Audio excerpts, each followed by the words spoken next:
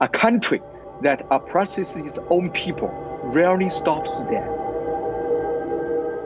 To friends, young Hengjun is a writer and democracy advocate. To others, he's a man of mystery who once worked for China's security agencies and later made a name for himself writing spy fiction.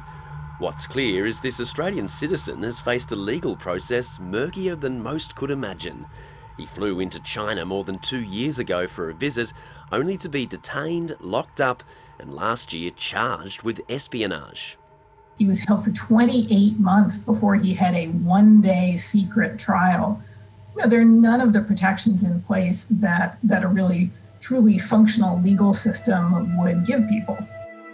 Young Hengjun once worked for China's secretive Ministry of State Security, the same ministry that's now locked him up in this Beijing detention centre. In messages from prison, Young himself says he once worked for China's government, sometimes secretly. But friends are adamant he turned his back on the system. He turned his back in the sense that he promote the ideas against the regime, against the political system of China. His spy novels, published online, tell stories that are chillingly close to reality.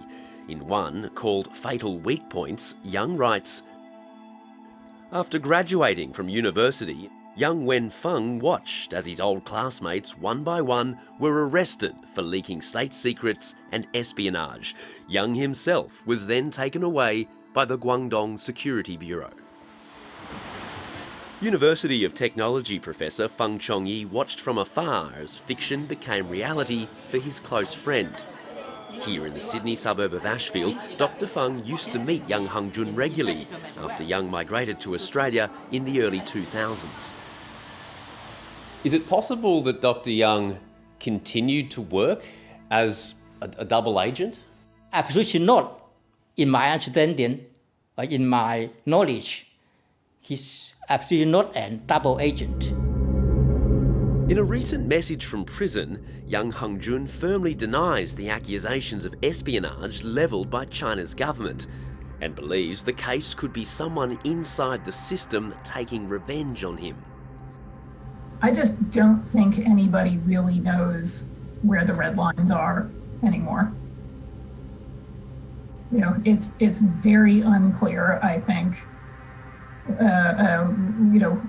whether and when and how someone has, irked some authority somewhere in the machine, and the consequences can just be devastating. Despite gaining Australian citizenship, young Hengjun continued to live mostly in China, and he married a well-known blogger, Yuan Ruijuan. She's been barred from seeing him in prison. For the first 19 months behind bars, Chinese authorities wouldn't even let lawyers meet him. And despite a deal that's supposed to ensure monthly access visits, Australian diplomats were barred from talking to him for most of last year, supposedly due to COVID.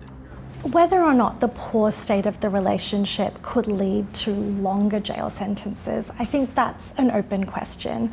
But certainly that ability to advocate, the ability to bring pressure, to understand what levers are at play, I think all of that is impacted by the poor state of the relationship and the fact that there's very little communication at that top level. Former Beijing-based diplomat Natasha Kassam has kept a close eye on young Hengjun's case as an analyst at the Lowy Institute. The Australian diplomats don't even know what Dr. Young is really being accused of. So in China's terms and in Australia's terms, there's been such little transparency that I don't think we can describe this as a fair trial. Last month, young Hengjun finally had his day in a closed court. His lawyers defended him but were barred from telling anyone details of the case. Australian diplomats were turned away. This is deeply regrettable and concerning and unsatisfactory. A guilty verdict is seen as a certainty in China's government-controlled courts. It's due before mid-July, but authorities can delay it as long as they want. I think there's a higher risk in China than there has been in the past of arbitrary detention. We've seen so many foreigners be caught up in these political or business disputes.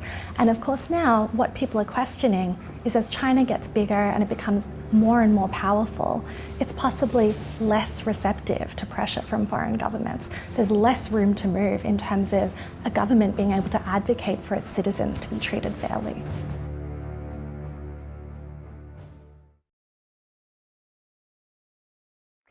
Hi, I'm Lee Sales. Thanks for watching this story. If you'd like to watch more of 730's stories, they are on the left of your screen.